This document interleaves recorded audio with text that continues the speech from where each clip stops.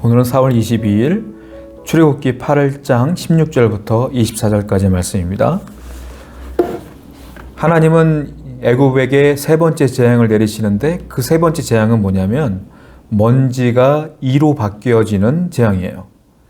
이가 이제 가축과 사람들한테 들려붙는데 그 이가 먼지가 되어서 먼지가 이로 바뀌어서 그런 일들이 벌어지는 거죠. 자, 16절 말씀 보겠습니다.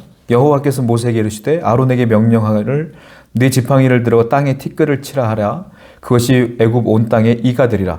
그냥 바로 앞에 서갖고 먼지를 툭 일으켰더니 그 먼지가 다 이가 된 거예요.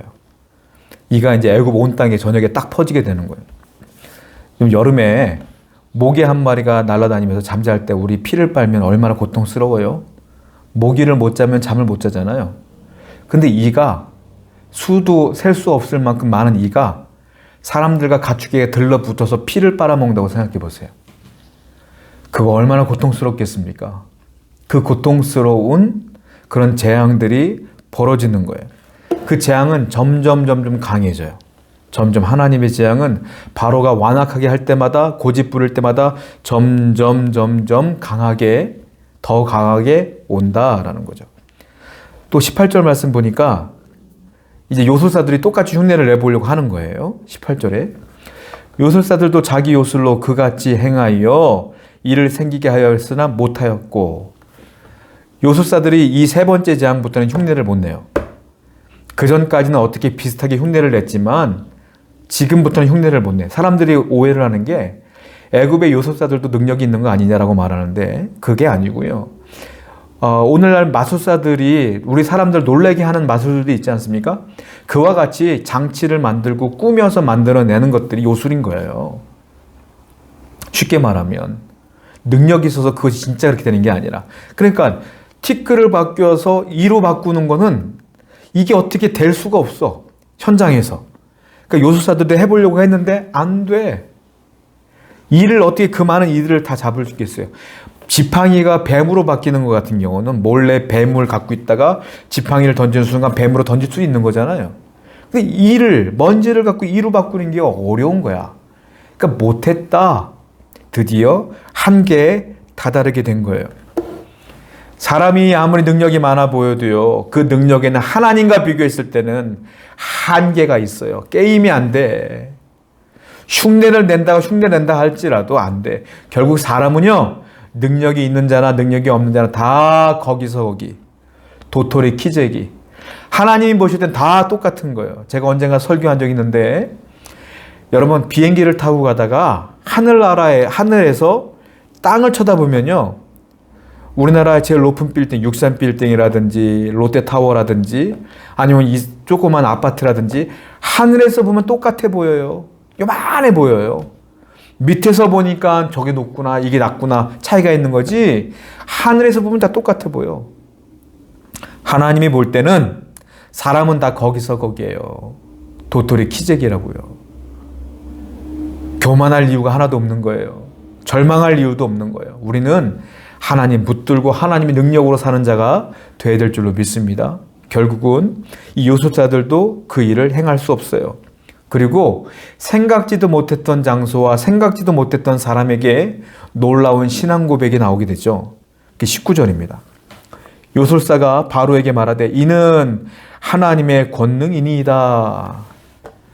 이건 하나님이 하시는 거예요. 요술사가 고백해요. 왜냐하면 요술사는 흉내를 첫 번째 재앙부터 행했던 사람이기 때문에 이것이 얼마나 대단한 건 줄 알아. 흉내를 내보다 보니까 점점 버거워져. 내가 할 수 있는 게 아닌데 이게. 계속 머리로는 알고 있는 거예요. 그리고 세 번째 재앙에서 먼지가 이로 바뀌는 거에서 통렬하게 깨달아요. 정말로 하나님이 살아있나 보다. 저 모세에게 말한 여호와가 진짜 있나 보다라고 그제서 깨닫고 바로에게 이야기하는 거예요. 여러분, 하나님은 살아계시죠.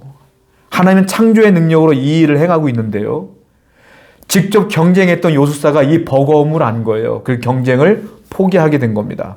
그런데 바로는 여전히 완악하고 고집을 피워. 왜냐? 바로는 스스로 교만해. 나는 특별한 사람이야. 난 신이야.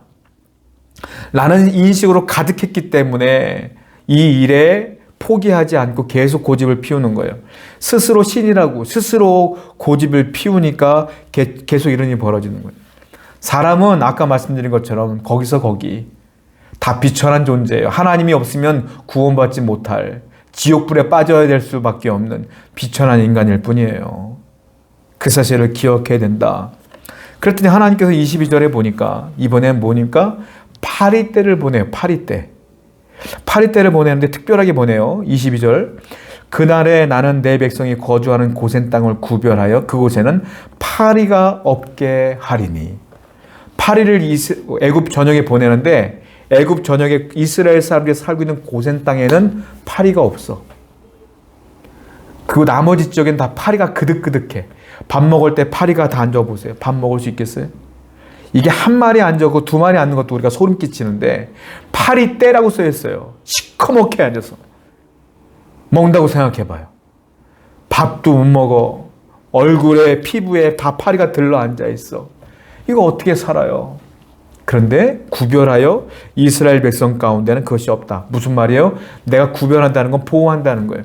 하나님의 보호하심이 여기서부터 등장하기 시작해요.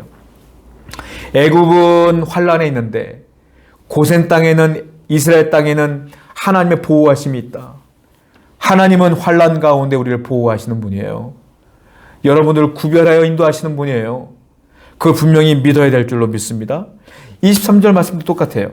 내가 내 백성과 내 백성 사이를 구별하리니 내일 이 표징이 있으리라 하였다 하라 하시고, 구별하리니, 보호하리니. 하나님은 출애굽하는 이후에도 계속 보호하셨어요. 하나님은 여러분들을 보호하셔요. 지금도, 과거에도, 앞으로도 계속 보호하실 줄로 믿습니다. 그러므로 우리는 하나님을 붙들고 사는 하나님의 백성이 되어야 된다.